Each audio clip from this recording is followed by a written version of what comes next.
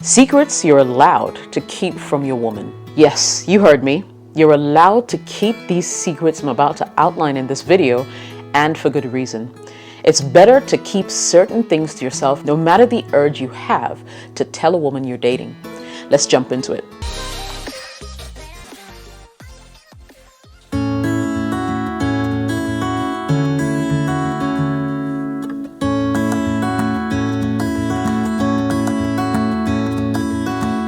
Welcome back. My name is Jessica. This is my YouTube channel. So here are 9 of such things. Number 1, the number of people you've slept with. So I've seen lots of guys who think talking about their sexual escapades makes them alpha.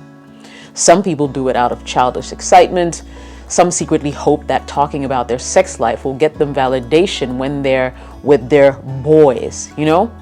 Your sex life, though, I believe, is one of the most intimate things about your relationship, and it shouldn't be a public affair for any reason. Plus, if ever a woman you're with asks, keep your lips sealed.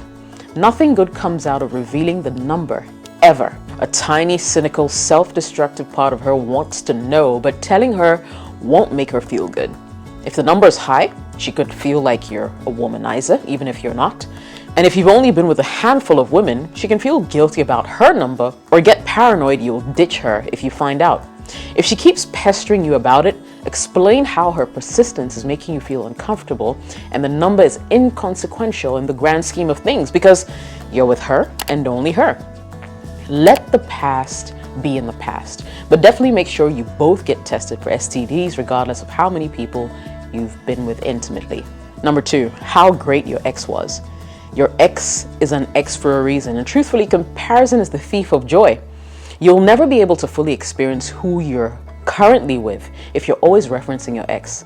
Even if it's just in your head, to be honest, if your ex was so great, why aren't you guys still together?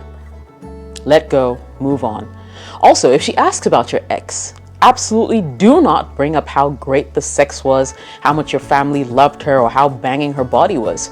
Your girlfriend might wonder about these things, but giving her the answer is cruel, even if you don't mean it. Number 3, family issues. There's no family without problems, but sometimes these problems can be so overwhelming that we'll want to vent about them to get sympathy from her. But venting about your family problems to her, especially at the beginning of your relationship, will rarely do you any good. Furthermore, until your relationship is actually going to the next level, talking to her about your family issues may subject your family to judgment and sometimes ridicule. Of course, there's nothing wrong with talking about important family problems, but just be sure that she's truly the one and will be there for you irrespective of the crazy family you may have. Number 4, your finances. Telling her how much you make early in the relationship inevitably leads to one of these 3 outcomes. Number 1, it may affect her true feelings for you, especially if she's a gold digger, you know, just waiting to sponge off the nearest man. She may suddenly love you more in a bid to get a hold of your money. 2, she'll size you up by how much she makes, and if your income is way below hers, well, she may look down on you because of it. And thirdly, and worse, if your income is way above hers, she may start seeing you as a source of financial help, and if you have all that money and you can't give it to her when she's in need, she may judge you as selfish and stingy. If you're not in a situation that requires you to expose how much you make, I believe it's best to keep it to yourself. Number 5, you think her best friend is hot. Guys, whether you have an innocent crush or you just notice your girlfriend's best friend is looking like a knockout, keep it to yourself. Don't tell your girlfriend this. It'll lead to bad feelings between you and her, and potentially even between her and her best friend. You can't help who you're attracted to, but you can help whether or not to act on these feelings and what you express out loud. Make your girlfriend feel confident and irreplaceable. Number 6, your weaknesses. Now, some people talk about their weaknesses to fish for sympathy, right?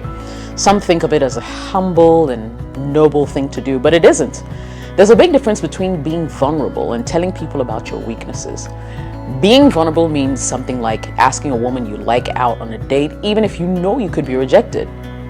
But talking about your weaknesses is more like telling her that you've never asked anyone out in the last 5 years because you don't feel you're good enough. Sure, she may empathize with you, but she'll also begin to wonder if there's something wrong with you. As a general rule of thumb, don't tell anyone about your weaknesses, and more importantly, don't show them. Some people just enjoy the fun of having control over your emotions, and the worst kinds of people will take advantage of you. Number 7, negative self-deprecating thoughts. We're not saying your confidence can't waver or that you can't share your self-doubt with your girlfriend. Having a partner to help you pull through rough spots and inflate your self-image is a big part of being in a relationship. But if you're feeling inferior to her brothers, for instance, or insecure when you're out with her male friends, fight the urge to say so. If you say it too often, she'll start believing that too, If you're always telling her that you're not the man she deserves, guess what? She'll probably leave you and go find that man. Now, unless you really think you're not compatible, step up and be that guy. Guy. Number 8, you hate someone in her family or friend group.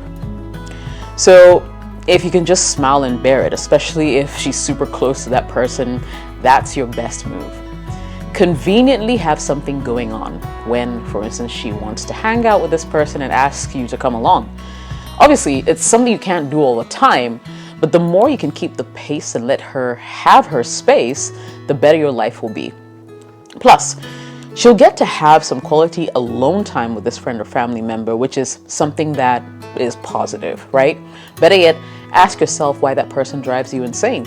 If it's something they do, or if it's an opinion about them that you have, and ultimately you can find a way to smoothen out that friction, then do it. If you're planning on spending a lifetime with this person, then that annoying person will most likely be around for a while. So it's better to deal with it soon rather than suffer in the long run. Number 9, your life goals. So telling her your life goals makes you feel good, even before you accomplish them. And according to studies, this is precisely why we're less likely to accomplish a goal when we tell people about it. Talking to her about the things you'll do before you do them tricks your brain into feeling like you've already accomplished it. You get the dopamine reward without actually putting in the work. And the more you talk about it, the less likely you are to see it through. On the other hand, keeping your goal to yourself makes you strive for the reward. You'll be more excited about her seeing the outcome, and the dopamine reward you get from getting closer to the goal will keep you motivated. Let's wrap up this video. In conclusion, if you have someone you trust in your life, like your wife or someone you're in a serious relationship with, I'm saying telling them some of these things about yourself shouldn't really be a big deal. But unless they get to that level, stay mute. The major takeaway here is that you should become more aware of the details you share with people about yourself. Leave casual stuff for friends and more intimate things for those that you can actually trust. I hope this video was helpful. If it was, smash the like button. Subscribe to the channel if you like more of this content. My name is Jessica. See you later.